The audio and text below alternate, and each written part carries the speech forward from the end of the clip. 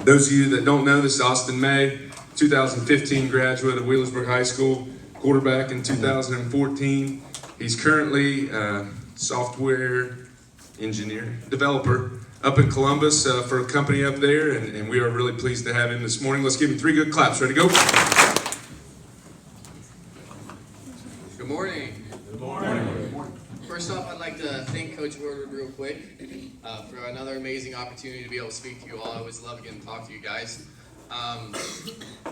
But I've got a lot to say and only 2 hours to say it, so I'm going to go ahead and begin. So a couple years ago, I talked about a word called vision. Vision. Okay, some of you all might remember that, but most of you all probably don't, so I'm going to go ahead and rehash that for you. And I'm going to draw the same diagram that I did. And what I drew was this is where you are currently, okay? This is where you want to be. These are all your goals, all your dreams, all your aspirations, what you want to become, what you're passionate about, all your team goals, all what your team wants to be, how your team wants to be remembered, okay? This is where you are, and then this is where you want to be. And so this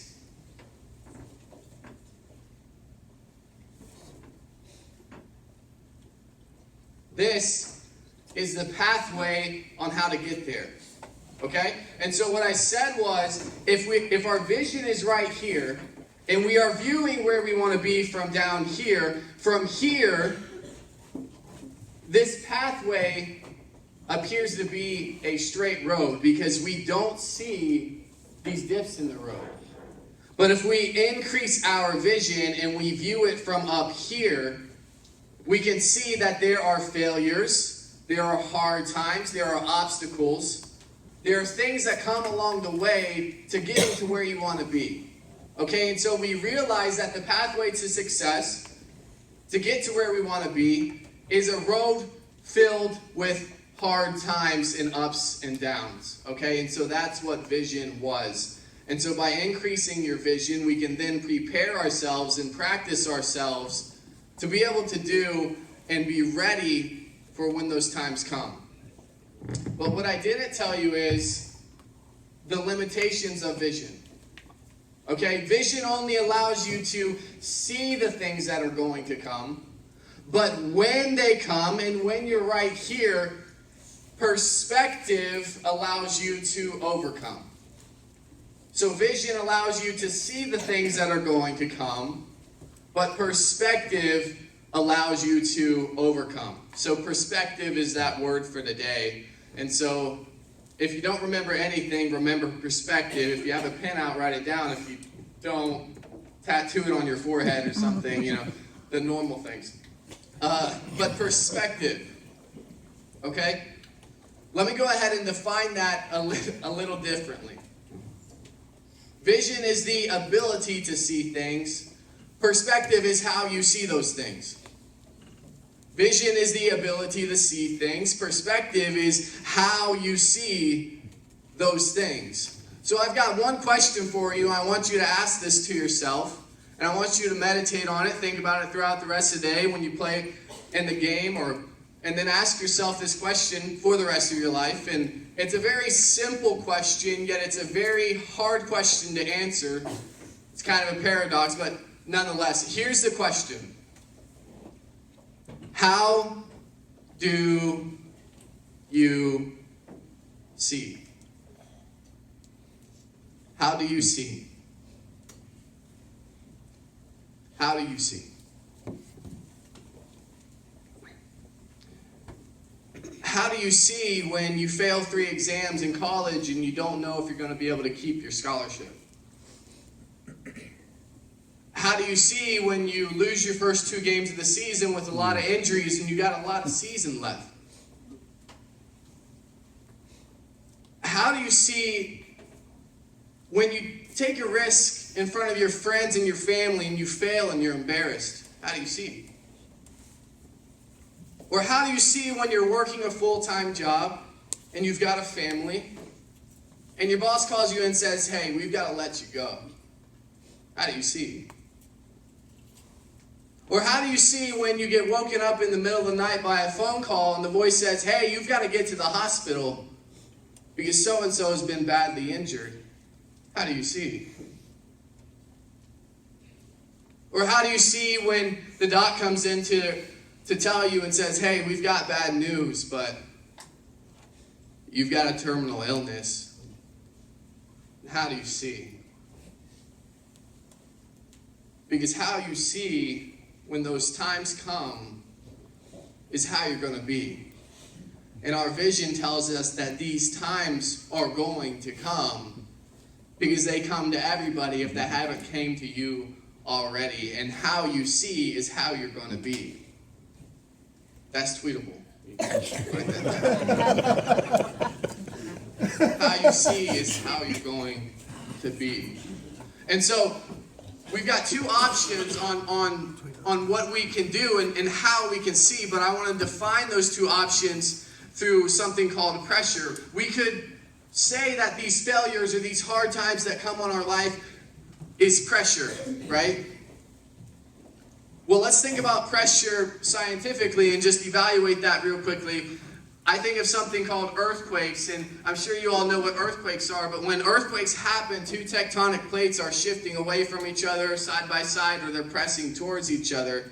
And when these tectonic plates press towards each other, we know that an immense amount of pressure is being created, and the entire surrounding area is destroyed. And so we know that through science, pressure has the ability to destroy.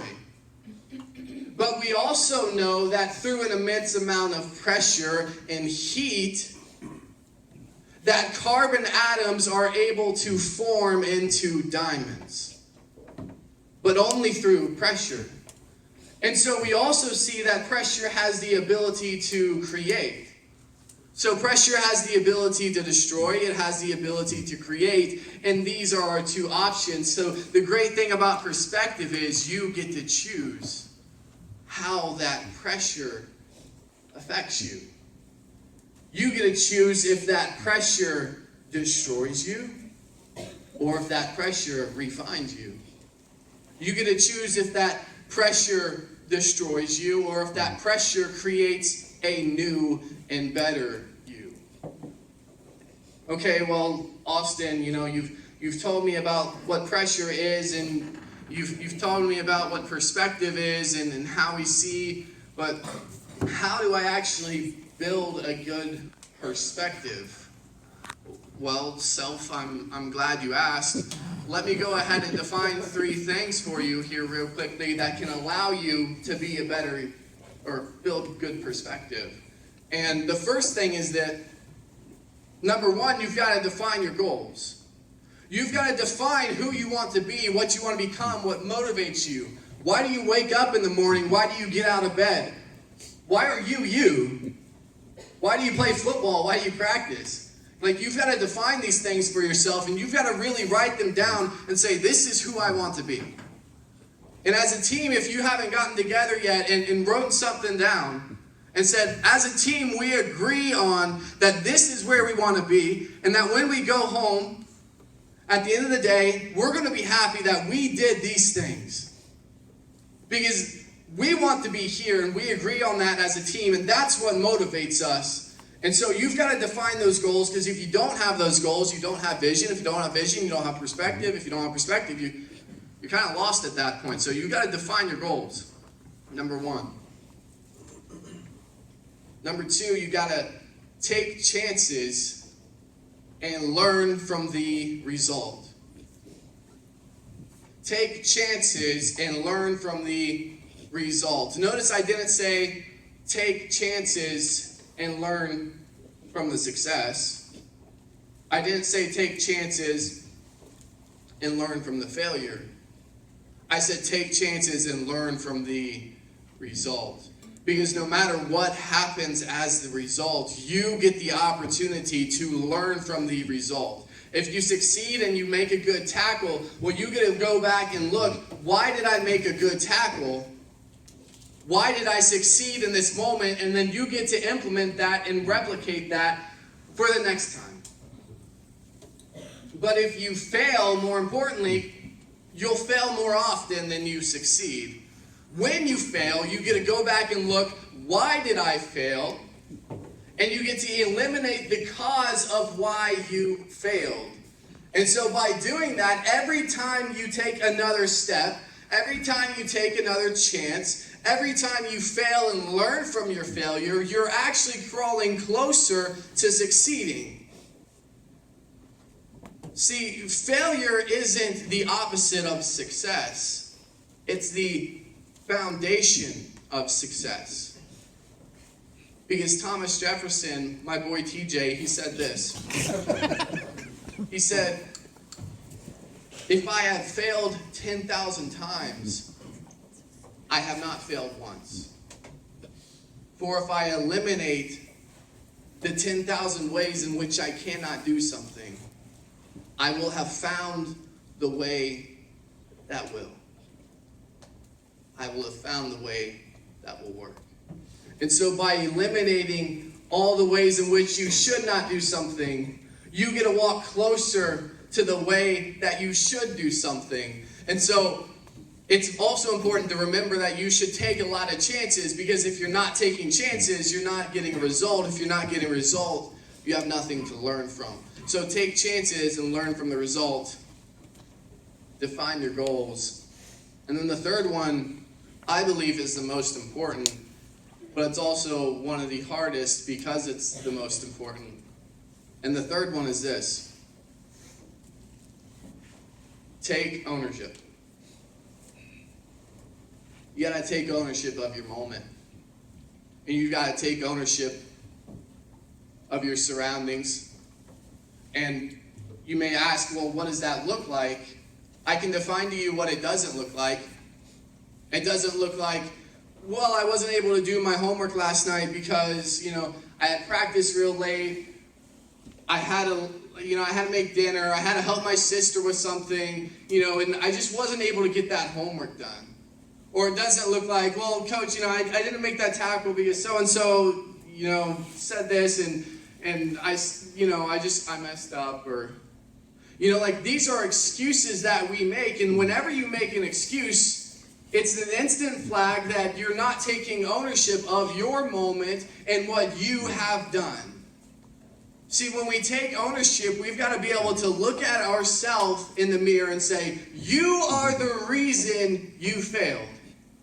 Okay, there's always going to be pressure on your life, and some people have more pressure than others, but ultimately, we get to look to ourselves and say, you are the reason you weren't good enough, but why weren't you good enough? And so, not only do we get to look to ourselves to say, you were the reason you failed, but when we do that, we also get to say, you were the reason you succeeded. And so, you should take pride in this at practice or during a game, and be the first one to raise your hand and say, yeah, that was me.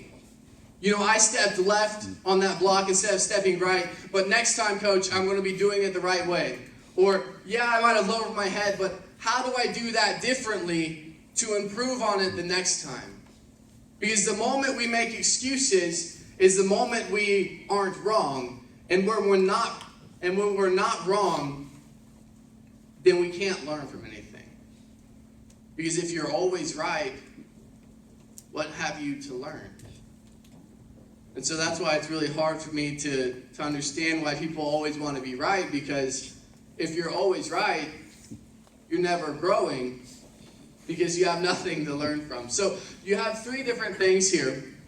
Define your goals, take chances and learn from the result, and then take ownership of that moment. And so you ask, well, what does this look like when that's complete? What does that look like when we do this? And it looks like this. When pressure knocks you down, you get to take ownership of that moment. Learn from the result. Stand up because you find purpose in your goals. And take another chance by hitting it back in the mouth. And that sounds a lot like football. And I think you get that opportunity tonight. and throughout the rest of your season. When you get knocked down, you get to stand back up because you've taken ownership of your moment. Your goals define you and motivate you and give you passion. And you get to hit it right back in the mouth and learn from the result again. And so thank you all for listening. If you don't remember anything, remember perspective and ask yourself, how do you see and beat Jackson?